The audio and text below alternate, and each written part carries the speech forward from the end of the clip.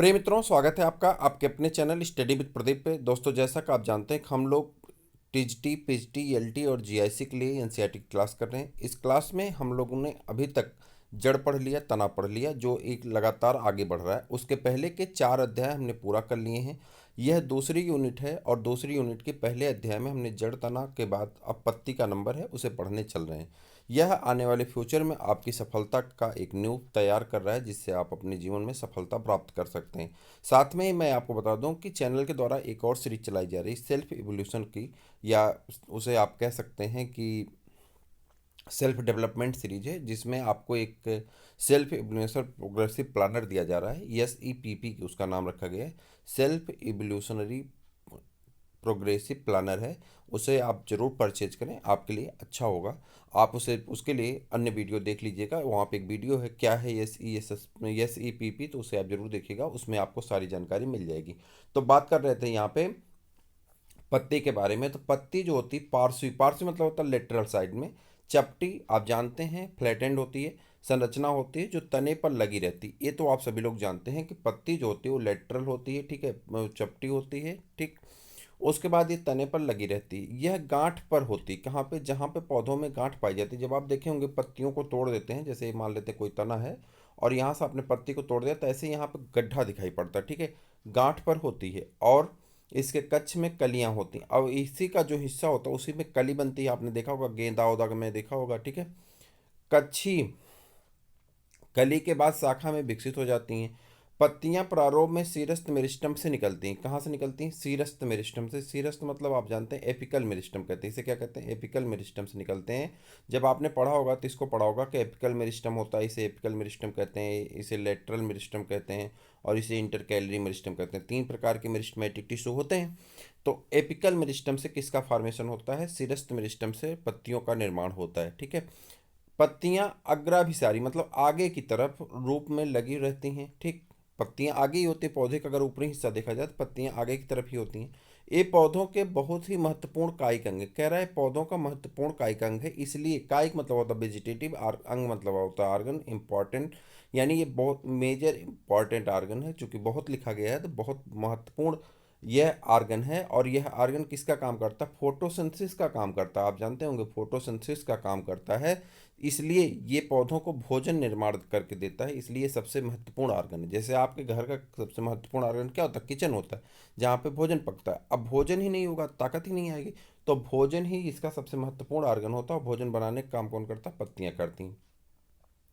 एक प्रारूपिक पत्ती के 3 भाग होते हैं, पर्णधार, पर्णवृंत और स्तरिका, ठीक।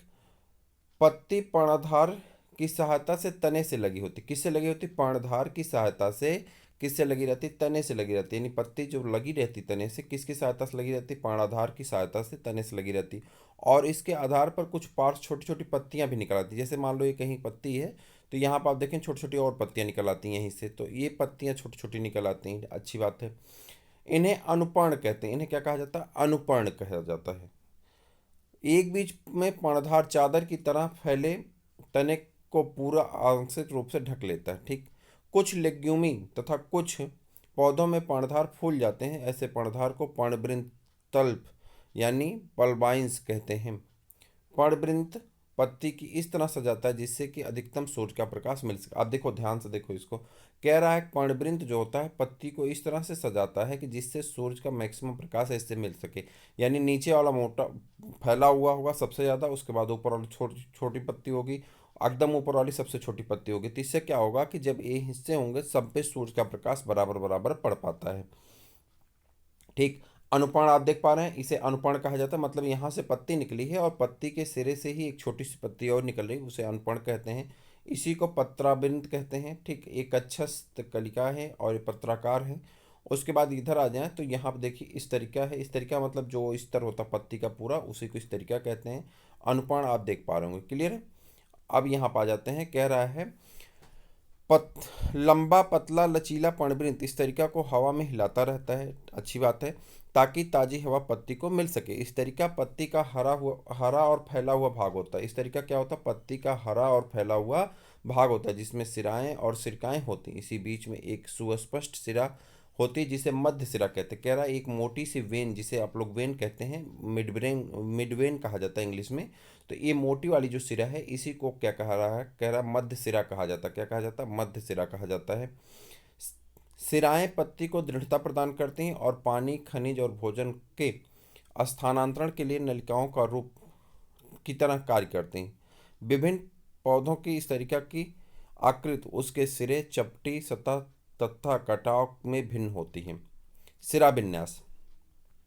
पत्ती पर सिरा तथा सिरकाओं के विन्यास को सिरा विन्यास कहते हैं। जब सिरकाएं इस तरीका पर एक जाल सा बनाती हैं तब उसे जालिका सिरा विन्यास कहते हैं। यह प्रायः द्विबीज पौधों में मिलता है। जब सिरकाएं समांतर होती हैं, देखो कह रहा है कि जब पत्ती कोई है, जैसे मान लेते हैं ये कोई लीफ है और इस पत्ती के अंदर जो संरचना ये मिडब्रेन हो गई, मिडबेन, ठीक, मिडबेन जिसे मध्य सिरा हम लोग कहते हैं। मध्य सिरा के बाद और भी सिराएं यहाँ से निकलती हैं और इन सिराओं से भी सिराएं निकल जाती हैं, और जब इन सिराओं से भी सिराएं निकलेंगी इस तरह से ऐसे ऐसे फैलती चली जाएंगी, तो इसे आप जालिकावत सिरा विन्यास कहते हैं। क्या कहते हैं? जालिकावत या रेटिकुलेट विनेशन कहा जाता है। क्या कहते हैं? रेटिकुलेट विनेशन कहते हैं इंग्लिश में। रेटिकुलेट विनेशन आपने पढ़ा होगा, रेटिकुलेट विनेशन कहा जाता है। ठीक। अब एक पत्ती होती है, यह किस में पाया जाता है? ज़्यादातर द्विबीजपत्री में, सभी में नहीं, द्विबीजपत्री एक में ज़्यादातर पाया जाता है। नॉर्मल बेसिस पे कहा जा सकता है द्विबीजपत्री पे। क्लियर है? अब बात कर रहे हैं यहाँ पे कि कुछ पत्तियाँ ऐसी होती हैं जिसमें समांतर सिरा विन्यास कहते हैं। समांतर सिरा विन्यास आप जानते हैं, पत्तियों का वह दो लाइन जो पास पास से चलें, गुजरें और उनके बीच की दूरी भी बराबर हो परंतु वो कभी मिले ना, ऐसी लाइन को हम लोग क्या कहते हैं? समांतर लाइन कहते हैं। इस समांतर लाइन का एक हिस्सा जो होता है वो मध्य रेखा हो जाती है, जिसे हम लोग मिड वेन कहते हैं या मध्य सिरा कहते हैं। उसके बराबर, उसके अलावा जितनी होती हैं सब समांतर लाइन से चलती हैं। ऐसी पत्तियां किसके लक्षण होते हैं? तो आप बता देंगे ऐसी पत्तियों के लक्षण होते हैं एक बीजपत्री पौधों के, उसे हम लोग कहते हैं समांतर सिरा विन्यास। क्या कहा जाता है? समांतर सिरा विन्यास, या इंग्लिश में इसी को कहते हैं पैरेलल विनेशन। क्या कहते हैं? पैरेलल विनेशन कहा जाता है। क्लियर है? चलिए, पत्ती के प्रकार। जब पत्ती की इस तरीका अछिन्न होती हैं तब कटी अथवा कटी हुई लेकिन कटाव मध्य सिरा तक नहीं पहुंच पाता, तब वह सरल पत्ती कह रहा पत्तियों की जो संरचनाएं ऐसे कटी तो हैं लेकिन वो मध्य सिरा तक नहीं पहुंची हैं, तो ऐसी हिस्से को क्या कहते हैं? सरल पत्ती कहते हैं। या तो पूरी तरह से बॉर्डर इसका सेम हो, या तो एक कटे तो लेकिन मध्य बिरेन तक ना पहुंचे, ऐसे ऐसे हो जाए, तो ऐसी स्थिति में जैसे बेल ओल की पत्ती होती है, तो ऐसी स्थिति में उस पत्ती को क्या कहते हैं? सरल पत्ती कहते हैं। जब इस तरीका का कटान मध्य सिरा तक पहुंच जाता है और पत्रकों में टूट जाती है तो ऐसी पत्ती को संयुक्त पत्ती कहते हैं। कह रहा अगर वो मध्य सिरा तक पहुंच जाए और वो छोटे छोटे टुकड़ों में बंट जाए तो ऐसी पत्तियों को क्या कहते हैं? संयुक्त पत्ती कहते हैं। सरल और संयुक्त पत्तियों दोनों में पर्णवृंत के कक्ष में कली होती है, संयुक्त, लेकिन संयुक्त पत्ती के पत्रकों के कक्ष में कली नहीं होती। संयुक्त पत्तियां दो प्रकार की होती हैं। एक को कहते हैं पिच्छाकार संयुक्त पत्तियों में बहुत से पत्रक एक ही अक्ष यानी एक्सिस से मध्य सिरा के रूप में होती हैं पर स्थित होते हैं। इसका उदाहरण कौन है? नीम। नीम में देखेंगे एक एक्सिस होगी, इसमें छोटी छोटी छोटी छोटी बहुत सारी पत्तियां निकली रहती हैं। क्लियर? दूसरा है आपका हस्ताकार संयुक्त पत्तियों में पत्रक एक ही बिंदु अर्थात पर्णवृंत की चोटी से जुड़े रहते हैं। उदाहरण सिल्क, कॉटन के वृक्ष।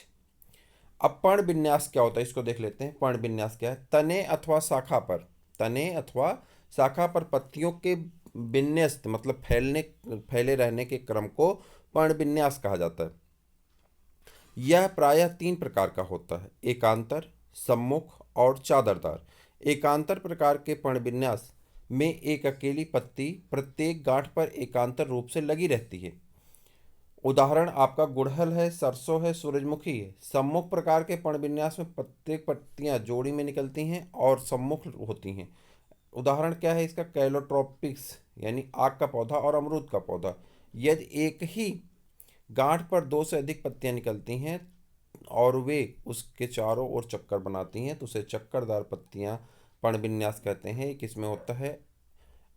एल्स्टोनिया यानी ड्रेवल ट्री में होता है। किसमें? एल्स्टोनिया और ड्रेवल ट्री में होता है। ठीक है, ये यहाँ पे सबके उदाहरण दिए गए हैं, आप देख पा रहे हैं। पत्ती को भोजन बनाने के अतिरिक्त अन्य कार्य के लिए रूपांतरित होना पड़ता है। वे ऊपर चढ़ने के लिए प्रतान में, जैसे मटर, और रक्षा के लिए शूल कांटों में जैसे कैक्टस में परिवर्तित होते हैं। प्याज और लहसुन में गूदेदार पत्तियों में भोजन संचित रहता है। कुछ पौधों जैसे कि ऑस्ट्रेलियन अकेसिया में पत्तियां छोटी और अल्पायु होती हैं तथा पौधों में पर्णवृंत फैलकर हरा हो जाता है और भोजन बनाने का कार्य करता है। कुछ कीटाहारी पौधों में पत्तियां घड़े के रूप में रूपांतरित हो जाती हैं, और जैसे कि घटपर्णी, बीनस फ्लाईट्रैप, ये परजीवी प्लांट होते हैं और इनका काम होता है कीटों को पकड़ करके नाइट्रोजन की पूर्ति करना। यहाँ पे पत्तियों क्या प्रकार देख रहे हैं, कह रहा है कि पत्तियां जब एक जगह से निकलेंगी दोनों सिरे में फैल जाएंगी। आप एनसीईआरटी जरूर खरीद लीजिए और एनसीईआरटी लेकर के एनसीईआरटी को जितनी बार पढ़ सकते हैं, जितना रिवीजन कर सकते हैं आप कर लीजिए। अगर आप ऐसा कर पाते हैं तो आप मान चलिए कि आपका 60 क्वेश्चन यहीं से मिलने वाला है, ठीक है। और ईएलटी की अगर हम बात करें तो ईएलटी में भी आपका 60 और टीजीटी पीजीटी में 60 क्वेश्चन आपको 11th 12th के एनसीईआरटी से मिलने वाले हैं, जो आप आसानी से कंप्लीट कर सकते हैं बिना किसी की मदद के। अकेले भी पढ़ सकते हैं या ज़रूरत पड़े तो यहाँ पे क्लास तो चली रहेगी, ठीक है। तो इसे आप पढ़ते रहें, जो आपके आने वाले दिनों के लिए बेहतर होगा। फिर हम लोग मिलते हैं किसी और क्लास में, किसी और वीडियो में। जल्दी से चैनल सब्सक्राइब कर लीजिए। तब तक के लिए इजाज़त दीजिए। जय हिंद।